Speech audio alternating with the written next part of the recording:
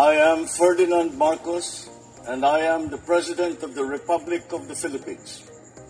I stand today on behalf of 110 million Filipinos. Everyone, hello universe. Ayan, i-updates po natin. Siyempre, yan ang trabaho natin eh. Mag-updates ng good news no, sa Marcos administration. Lalo na yung mga magagandang programa niya. Shoutout sa inyo mga kababayan. Ha? Kahapon eh, pumunta ang Pangulo dyan sa Bataan Hospital. No? Nako, mga besa, maganda ito. Kasi, alam nyo, ang ating mga kababayan dyan kumbaga, na-confine. Talagang tuwang-tuwa sila. No? Talagang maganda talaga itong programa ng Pangulo. No? Ang zero billings, wow, kasi credited ng DOH yung Bataan Medical Center Hospital so kahapon mga bes, nakita niya, naku, tuwang-tuwang Pangulo kasi zero billings at tuwang-tuwa din yung mga pasyente mga bes at ito ang pinakamaganda mga kababayan, abangan po natin for sure, ipupursige ng Pangulo itong universal healthcare law na maging libre po lahat. Naku, talaga naman abangan po natin yan kasi sabi ng Pangulo malapit na, kaya pag ito magiging batas na forever yan, tatak Marcos mga kababayan. Kaya kahapon talagang tuwang-tuwa ang Pangulo ito yan mga highlights galing di ba?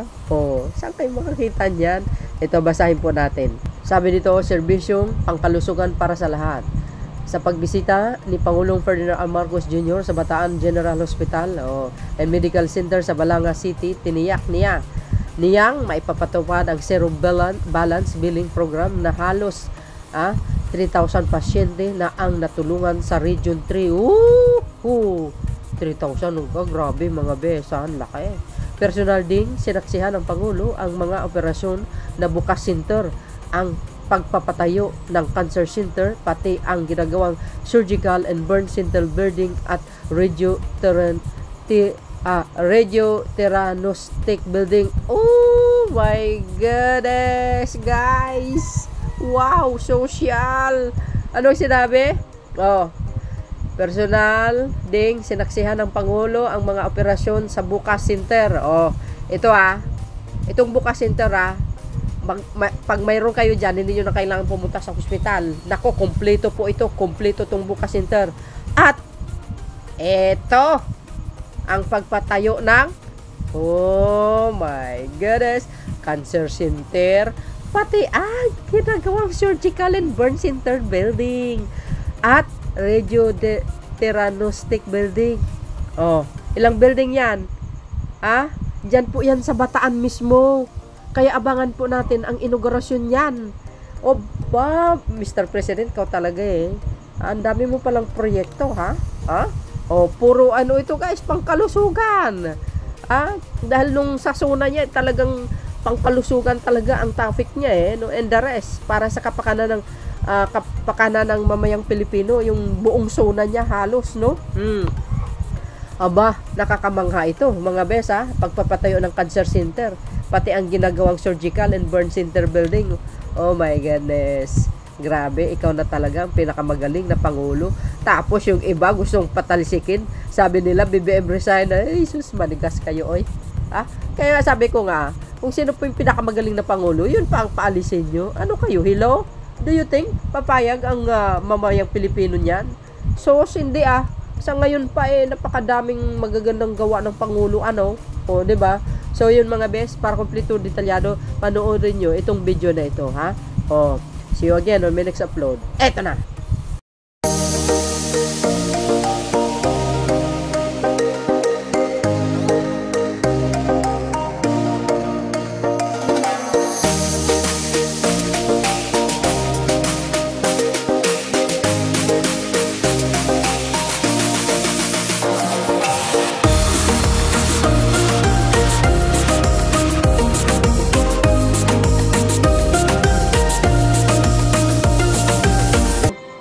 Kaya nagpasalamat tayo kay Pangulo sa zero billings na yan. Biro nyo, siya lang makagawa niyan. Lahat libre, mga kababayan.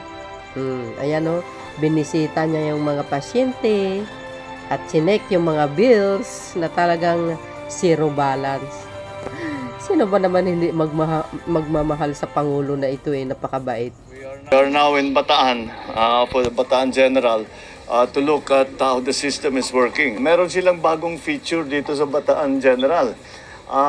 Imbis na zero billing pa rin, pero imbis na pipila sa kahera ang pasyente bago ma-discharge, pag malapit na ma-discharge yung pasyente, hinahatid sa kanila yung kanilang zero billing. Wow. At another added convenience which I think we should adopt all around the country. And that's why I'm very happy that we are instituting this program. I think it's been a long time coming and I'm glad. Malapit na tayo umabot talaga sa universal healthcare. Yo. We are 80% of the way. Kulang na lang, kaunti na lang. At matutupad na natin yung universal healthcare. Wow. My aspiration, of course, is to achieve the dream of universal healthcare for all our people. It's just a question of building up the economy so we can afford it, number one, and putting in the systems. The systems are all in place. Alam nyo naman mga health workers natin, mga doktor natin, mga nurse, wala nang kasing sipag sa mga yan. Ang Bataan General Hospital ay nagpapatupad ng isang patakaran na kung saan ang lahat ng pasyente namin ay nasa charity ward. So basically wala kaming pay ward para pagpasok ng pasyente rito pantay-pantay. So walang masisingil ng professional fee or excess outside sa kiniklaim ng PhilHealth. So, ang Bataan General Hospital ay unique dahil ang aming mga pasyente hindi na yan pumipila para magbayad sa aming billing and claim section. Kasi pagpasok pa lang ng pasyente namin, may nakasubaybay na sa kanilang mga patient navigation staff kung wala silang mga PhilHealth documents and mga kailangan para sila ay ma-enroll namin sa PhilHealth. Pagpasok nila dito, sinusubaybayan sila hanggang dun sa kanilang kama.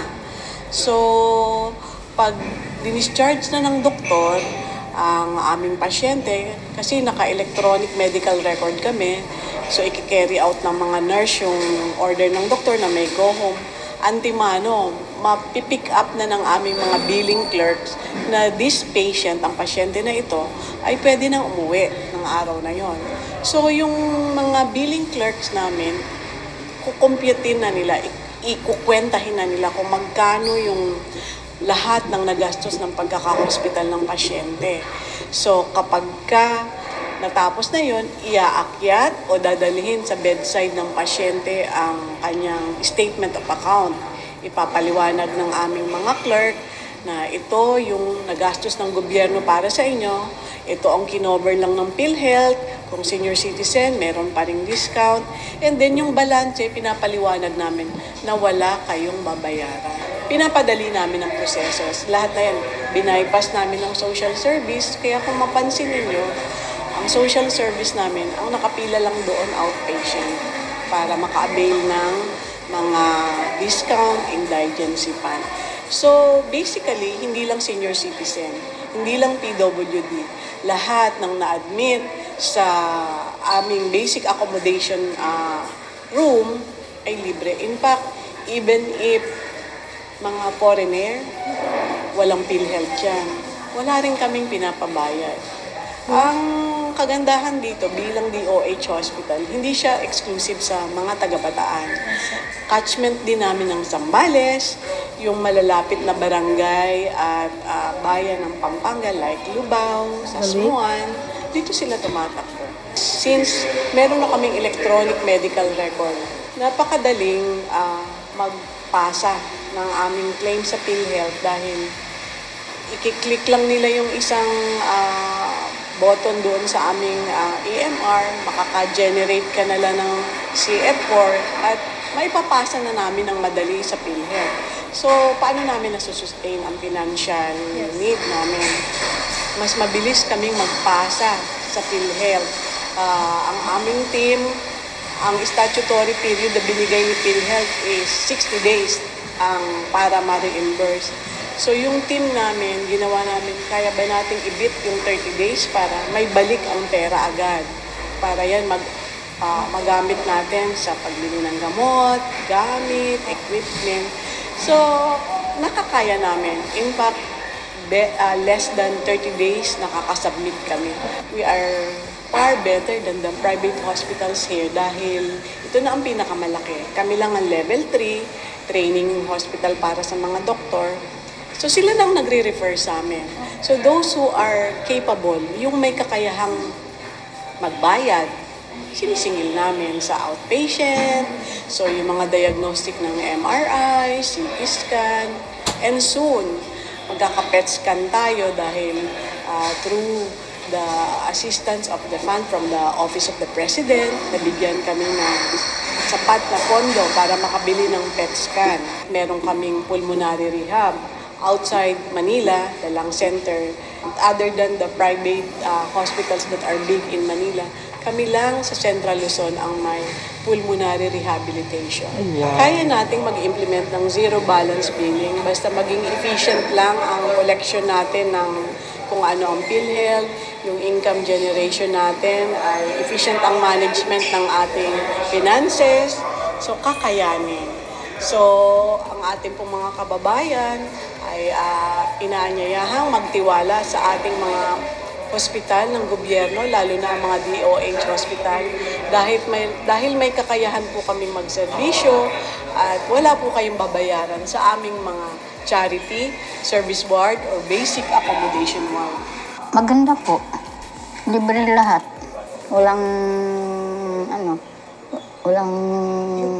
taon nito, walang deposit.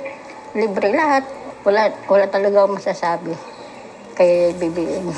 Wow. Libre talaga. Kasi dito na din tatay ko, na nakaano siya dito. Wala kaming wala kaming problema. Nagpasalamat kami hanggang sa paglabas namin ng libre. Yun lang po nasasabi ko. Ang gusto ko po, pasalamat po ako sa kanya dahil yung magandang pamalakad niya.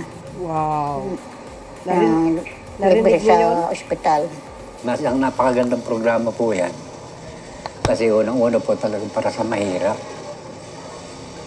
Hindi siya yung ibang programa na umpisa lang tapos na po. Ito tuloy-tuloy yan sigurado. Yung pag-entertain po nila rito maganda. First class po ang pag nila rito. Pag-entertain ng mga management ng hospital. Pati pagkain, libre lahat. Wala po kayong intindihin dito. Ay sana po mapalagaan na po na buong Pilipinas yung ganyan na proyekto. Para noon, yung mga kababayan nating asa mga liblib na po ay maabutan ng ganitong serbisyo. So yun mga kababayan, narinig nyo yung mga sinasabi ng ating mga kababayan. Sabi sa inyo kakaiba talaga ang Pangulo. Kaya sinisiraan siya kasi maganda ang kanyang pamamalakad.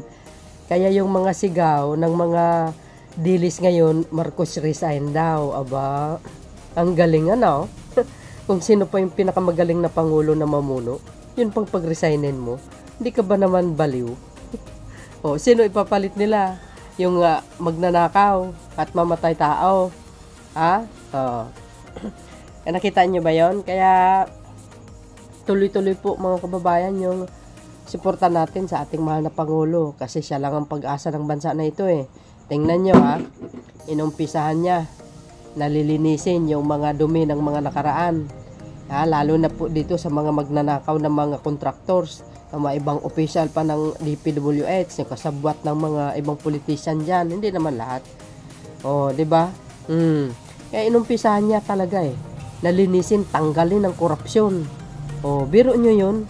Dito, nakapagtataka kung sino pa yung pinakamagaling na Pangulo na mamuno. Susugpuin niya yung mga mandurogas sa bansa na ito ay dekada na hindi nagawa ng ibang mga administration. Pipilitin pa siya talaga ibagsak. Biro nyo. Ako'y nagpapasalamat talaga kay Pangulong Marcos Jr. dahil dito sa mga magagandang programa niya. Ang laking tulong ito mga kababayan. Sa totoo lang, no?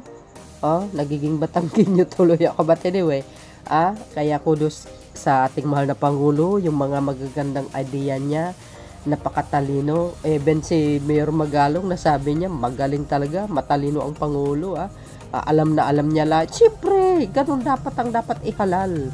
Yung konkreto yung utak. Hindi tulad ng iba dyan, parang baliw na lang nagsasalita. Lakwat sa lang ng lakwat sa pagdating doon, hawak ang microphone, tatayo sa selya. Ang topic niya si Pangulong Marcos Jr. Biro nyo yun. Puro pananira sa pamahalaan, himbis tumulong. Wow. Sa kasaysayan ng Pilipinas, mga kababayan, ako'y nagtataka. No, dito kay Sara Duterte, na tanging bukod na vice presidente na laging magpunta ng sa ibang bansa. Halos buwan-buwan, biro nyo yun. Antindi ganito bang gusto nyong maging pinuno? My goodness, walang alam sa pamumuno, kundi pansarili lamang.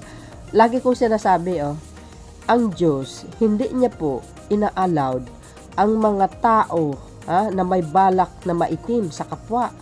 Lalo na po yung may masasamang ugali, hindi i-allowed ng Pangulo yan.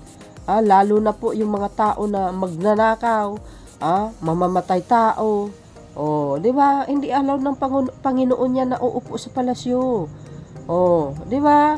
Nagkataon lang na inihalal yung dating Pangulo dahil binigyan tayo ng Panginoon ng example sa taong yun na wag nyo nang ibuto uli ang kanyang angkan. Kasi mangyayari at mangyayari, baka mas masahol pa dyan sa mga nakaraan ang kanyang gagawin pag ihalal yung angkan nung nakaraan. Diba? Kaya binigyan na tayo ng example ng Panginoon. Kaya inallowed niya yan si Poncio Pilato na nakaupo para malaman ng taong bayan na ganito pala ang kanyang pamumuno na brutal. Kumikitil na lang na parang aso sa kapwa niyang tao. Kaya wag na natin. Kaya sabi ng Panginoon, ngayon binigyan ko kayong example, wag na kayong bumuto ng mga pulpul na politiko, lalo na mga magnanakaw at mamatay tao.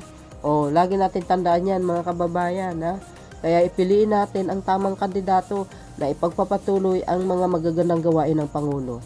Yan tingnan nyo. Si Rubilings, tuloy-tuloy. Sanabi pa ng Pangulo, malapit na, magiging universal care. Naku po, ito nang hinihintay natin. Abangan po natin. No? Kaya, thank you Lord sa Pangulo namin na may pusong mamun, malasakit, pagmamahal sa kapwa Pilipino. Yun mga kababayan, ayun na balang magkomento. See you again namin next-upload. Bye. Yan babus. God bless Philippines.